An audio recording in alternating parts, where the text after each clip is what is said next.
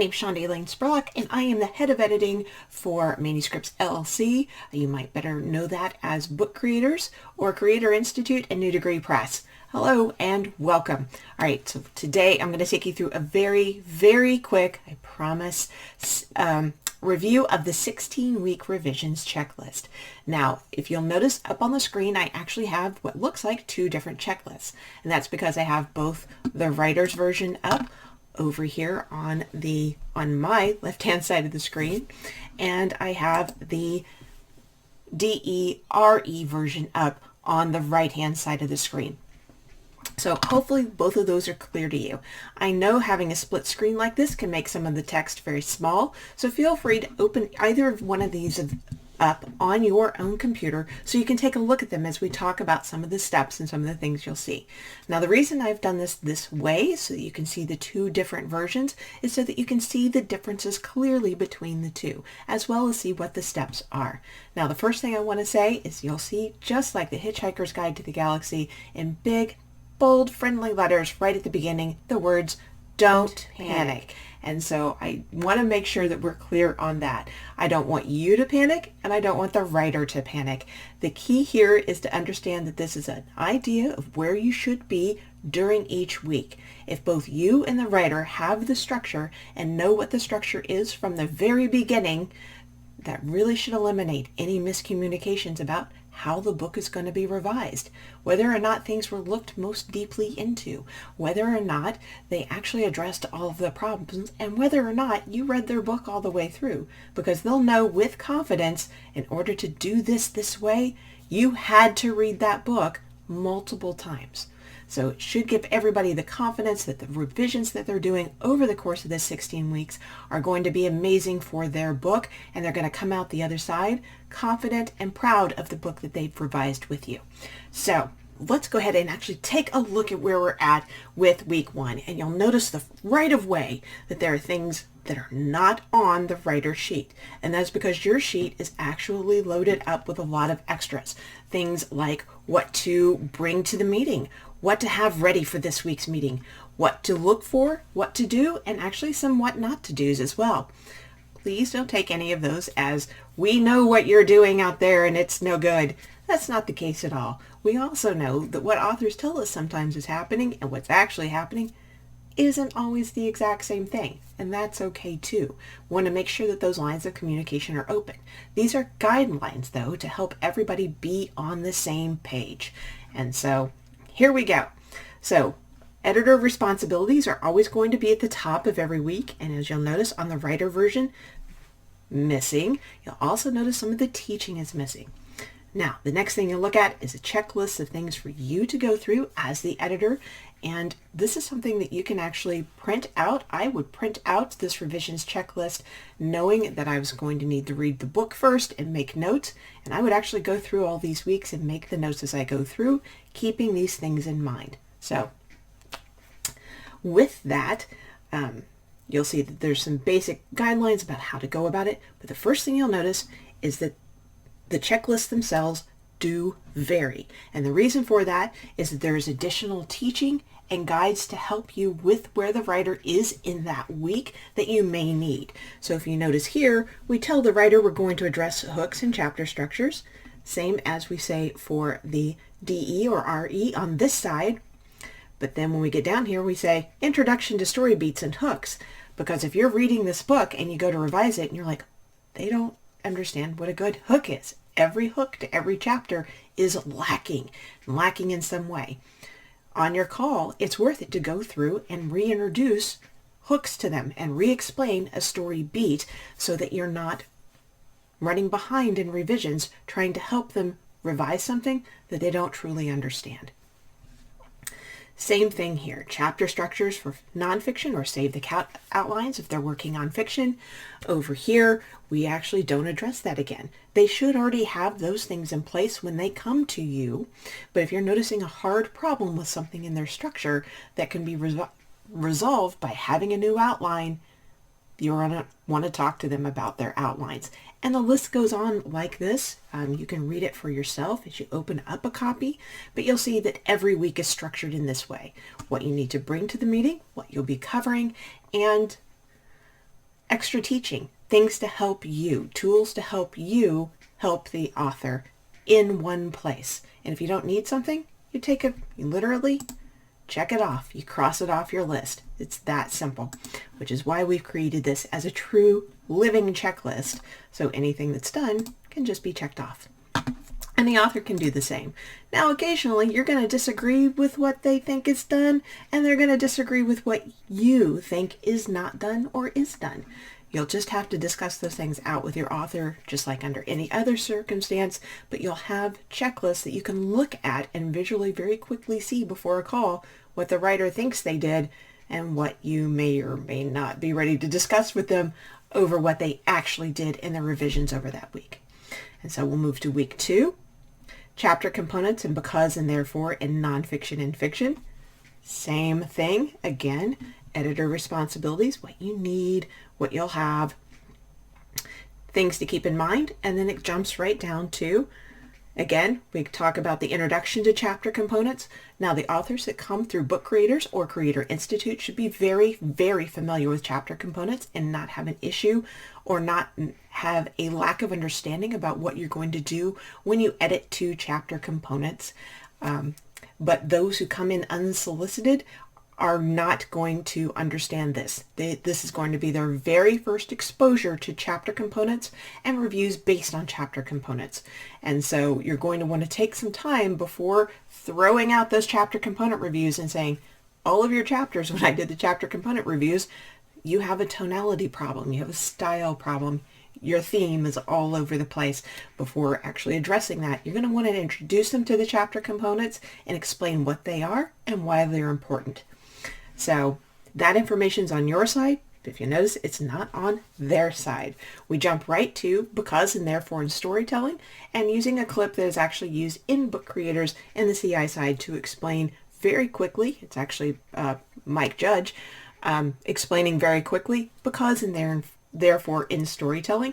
And the link is available on your sheet as well. So if something happens, if they corrupt their file, if they mess their check sheet up terribly, you can actually just send them the video file in the message after the call and everybody's requirements will still be met and they'll have the information if they need it. Again, if their work is in really good shape, they may shake their head, check that box right off and be absolutely right in doing so. Don't worry about it then. You know your author best as you're working with them. All right, and as you go through, you see we will point you to which sheets in the libraries to look at and check on. Again, we don't supply that to the author. We want them to rely on you for the information that author actually needs so it continues to be individualized. And then we do have matching writer activities, writer exercises, exercise 2, to get them through this week's revision process. Now, I will say you might be looking at this going, wait a minute, chapter components and the first week, hooks and chapter structures, that's heavy, heavy stuff to jump into with a revision. And it is. Part of what we're trying to do here, and I think we're going to be pretty successful at it if we dedicate ourselves to it, is we're front loading the revisions process with the heaviest work in the first weeks.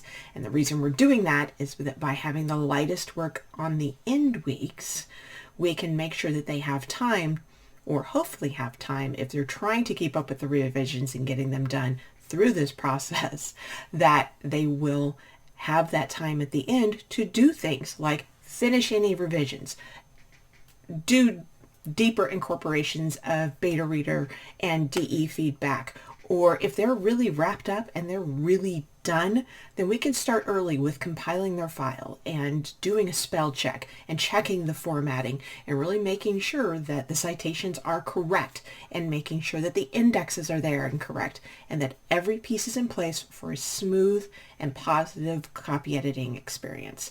So again, don't panic. There's a method to the madness. All right, and so you'll see week 3, integrating new references, interview information, statistics. And at this point, I'm just going to kind of take you through it quickly. Week 4, logical fallacies, Got to spot those, especially in the nonfiction, to make sure that they have sources and references to back up, bolster those arguments, and actually get them straightened out so that they're not full of logical fallacies or just big argument holes that the readers are going to dislike a lot, which is why week 5 is citations and it's not earlier. After they add all that additional information, we want to really hone in on making sure everything is properly cited so that they are ready to go when it's time for copy edit. Then week 6, point of view, and you're thinking, I'm sure, or you might be, I hope you are, that seems really light for nonfiction. It is. It's one of those chances where if they've done this and their POV is strong, especially with our nonfiction writers, if they're truly writing from their experience and their opinion and everything is tight as far as the POV, that is a week where they can start catching up with anything they've not finished in previous weeks or jump to the next thing. Passive voice. This one's a little more difficult, especially for our fiction writers. Nonfiction happens quite a bit as well, but especially our fiction writers really struggle with passive voice, so this is going to be a heavier week for them. We've tried to break it down into the simplest way possible and the fastest way for them to clean up not all of the passive voice, but to really jump in there and get started cleaning up as much of it as they can in the time that they have. And that's the thing that we always have to keep in mind. We are working to a deadline, so is the writer. The writer needs to be aware of the deadline and pushing for it all the time. And I know that that's hard. And anytime that you need additional help or backup with that, talk to your wrangler, talk to me, talk to Michael Bailey, Jordan Waterwash, or Sherman Morrison. Any one of us will be happy to give you advice and support to help make sure that you can make this happen. On with the show. All right, show versus tell. Show versus tell for our nonfiction writers, not quite as big a deal. For our fiction writers, this is going to be, again, a lot heavier, but hopefully we've broken this down in a way that will make it easier for them to quickly identify the worst cases of show versus tell and get those fixed. And again, we're looking for the most effective revisions as quickly as possible because of the timeline that they're working on. So, week 9, we address pace, which we all know. They got pace problems. We're going to fix them. And we've given some quick ways for you to look. Again, do they have white room syndrome? Is it over-described? Do they have big word blocks or things? What is clogging up the pace? And figuring out those key elements to really speed up pace.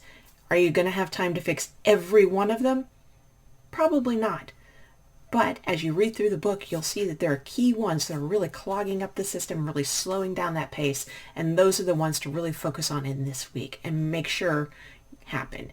And yep, we know it's going to take longer probably than 1 week, which is why it's been broken out to word blocks and white space in the next week, basically so they flow one into the other. So you have that time to get through all of it. And if they don't understand something you're trying to explain in pace, you can point to the next week and say, we're going to do this next week anyway. You have some word blocks. We have to break them up for reading comfort to help the reader understand. So on to dialogue. And again, this one is a much bigger one for our fiction writers, but a lot of this will be addressed in earlier weeks with other revisions.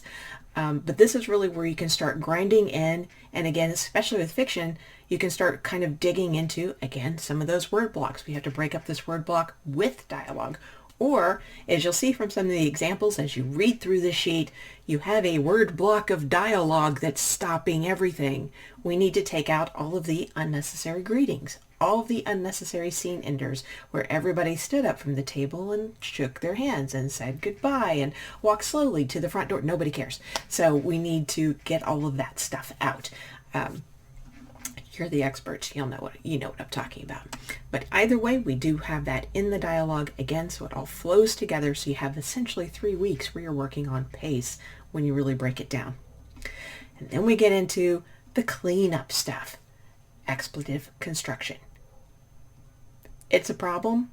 There's too many that's, so many that's that don't need to be there. So we're going to work to get that cleaned up. And then we break down. Now you'll notice here, especially in weeks 13, 14, and 15, in particular, you are driving the show.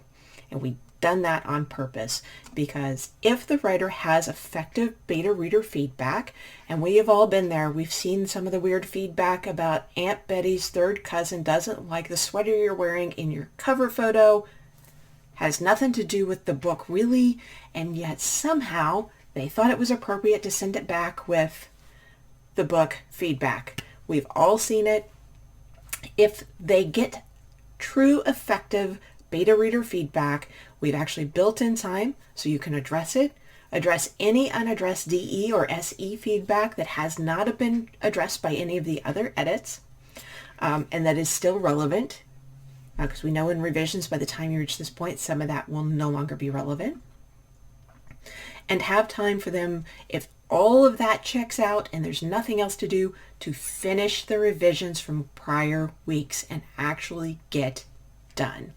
And then last week is called Final Polish, where it's literally death of cliches and any kind of extraneous adjectives and adverbs just hanging out there, just wrecking things, and that which should have been addressed with expletive construction anyway, but just in case there are some extras that have crept in while everybody was digging through the manuscript, this is another opportunity to get rid of them and really clean it up. If you have a writer who's really, really excelling and has finished everything by week 15, they've gotten through week 16's final polish stuff, go ahead and have them start compiling that file and putting things together so that they have a really clean and positive copy editing experience. We want all the files to go correct with citations and indexes and everything exactly the way it should be. So that's kind of the very quick introduction to the 16-week version and what we're going to be doing. Like I said, I'm not going to read it to you word for word because I know all of you are going to open it up and take a look and have your own questions, and I'm looking forward to hearing what those questions are so we can get those answered for you as quickly as possible. And again, if you have questions, reach out to Christy Carter, reach out to me. I'm ChandaElaine Spurlock. Reach out to Sherman Morrison, Jordan Waterwash, or Michael Bailey. All three are in the Book Creators program department, and they will also be available to help you with any questions you have about this at this time. Otherwise, I hope everybody has a safe and wonderful day. Have a great day, everybody. Bye.